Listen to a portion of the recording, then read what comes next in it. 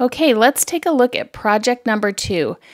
And I have gone through and pulled out all of the die cuts that we need, again, from the carrier sheet that are all labeled. It makes it so easy. And we are going to do some fun dimensional things on this page. And so you can see all these different spiral cuts in the die cut sheet. They are to make beautiful flowers. And so I'm showing you here with a quilling tool how easily you can make the flowers. If you don't have a quilling tool, you can easily roll it up on a pencil or anything that will just help you to spiralize that paper. And so you can see that it made a flower just come together by pulling all those pieces into the center. So I'm adding a little liquid glass. The bottom of the flower does have a little base that's designed specifically to hold that flower. And I'm just dropping an ink pad on top just to hold it down so that it stays touched to the liquid glass.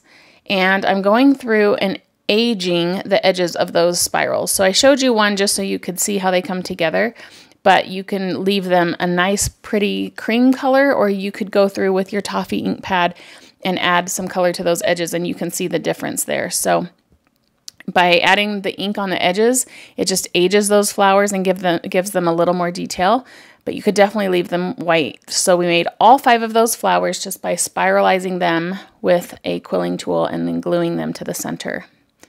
So now I'm going through again with that toffee ink and aging my French vanilla paper. You can definitely swipe the ink pad directly to the cardstock, and that will give it a more intense color and more streaks, which is another really cool technique for aging your paper. It's just a matter of if you want a softer look with a sponge or a more intense look by going direct to paper with the ink pad. So now I'm finding all the bracket pieces that are in this die. And you can see they are actually already colored, so you don't have to sponge those. You could definitely add more color if you wanted, but you just want to find the ones that fit on the side of this piece right here and put those in. And you can see that that just adds a nice fun detail. Then we've also got a darker brown. There's 2 different sizes, so you're going to use the smaller scallop piece.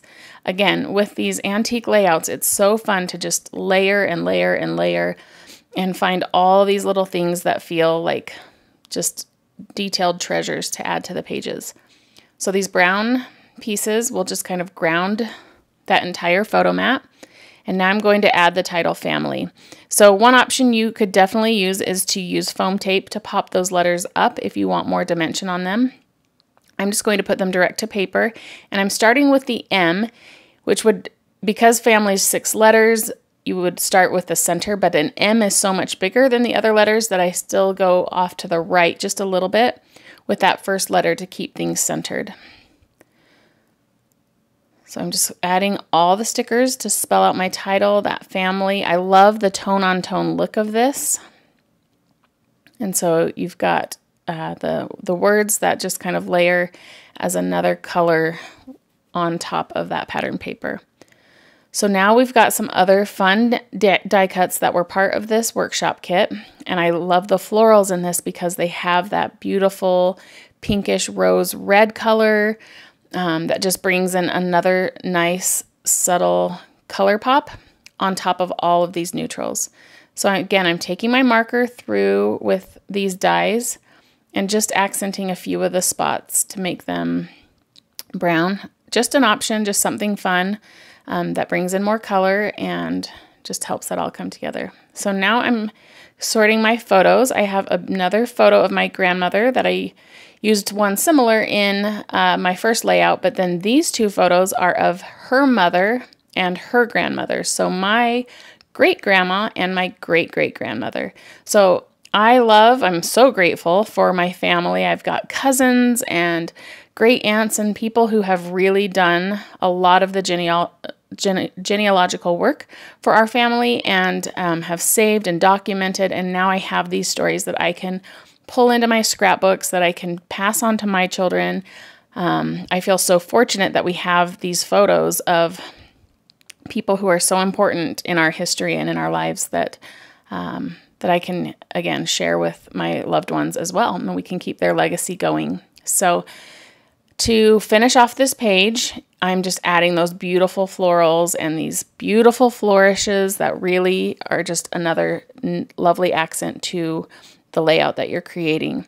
So I'm going through on the leaves on the sticker sheet and just sponging over them, again, just to add some antiquing and some aging to them.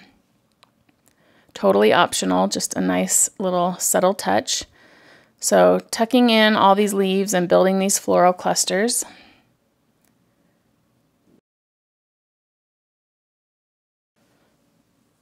You don't want too much to detract from how cool these antiqued photos are. But even if you're documenting your current family and you don't have old family history photos, that's fine too. These layouts are going to be classic and beautiful forever.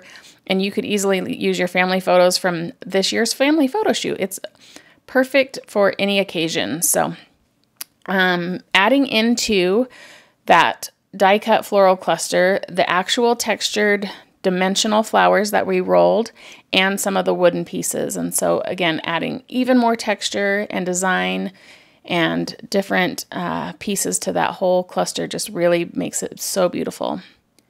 So I've also got these photo corners.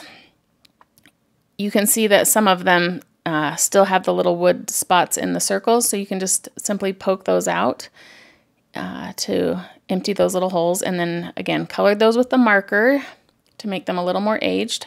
I'm going to color my pearls again, and because this marker has 3 different colors on it, you can use any shade to make it darker or lighter, however you want those pearls to come out. So I'm just going to add those in a few different places. So adding the UR family and a few of the wooden flowers. There's really big pieces in this wood collection, and there's also some really small detailed pieces, and by mixing all of those together, you really get a good variety of options here. And again, the wood pieces are exclusive to the workshop kit itself. So this is how the left page comes together. You can see I've really added the majority of the cluster down to that bottom right. So now as we build the right page, we'll balance all of that out so that when the finished layout all comes together, it works beautifully together. So now I'm just, again, aging the edges of my cardstock with the toffee ink pad. So this is a spot for one photo, and I've got this beautiful 5x7 photo of my grandmother. So this layout is going to show 3 generations of amazing women in my heritage that I'm so proud to be a part of. So to mimic the left page, we're adding in those scalloped borders. This is going to go on all 4 sides. So it almost looks like there's a full lace doily behind this photo, which again feels really appropriate for the antiqued heritage collection this way. And then I've got a few of those darker pieces that I'm going to layer up on the left and right side.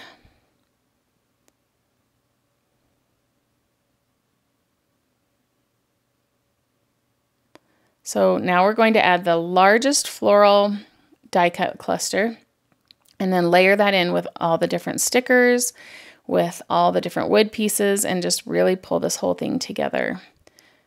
So I love that you have a realistic flower and then you've got like a newsprint floral, and how beautifully those all work together. I'm sponging just some more of those black and white pieces and tucking and layering and just building it up until you feel really good about how it comes together. You've got some actual greenery pieces that you can put in there as well.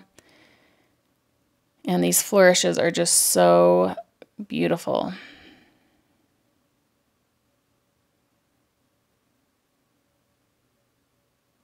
I will take one of the leaf stickers, tuck that in as well. And it's coming together, creating a full left side cluster that just really frames up that photo so nicely. So with all the different flourishes coming up and out, it really is just an awesome way to build that cluster. We've got the wooden clock, again, colored with the marker, and I used a few different tones of the marker color to give it that aged and stained effect. Another photo corner here. and another wooden flourish. So you've got the wooden pieces in 3 different areas, creating kind of a visual triangle of that depth of wood color. And then a few of those small little flowers, which really just help tie everything together.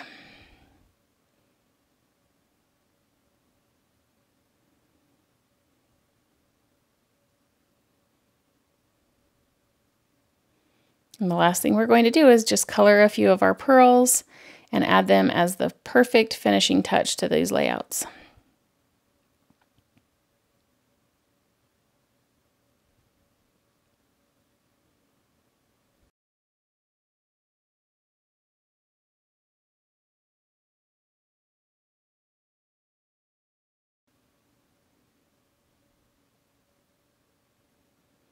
So a little pearl in the middle of the clock, a few scattered around the page, and this one will be complete. Oh, and we have to add, again, those fun flowers that we created by using the die cuts and spiraling them with the quilling tool. I made a cluster of all 3 of those right in the center. And then there's just a few more stickers you can add in.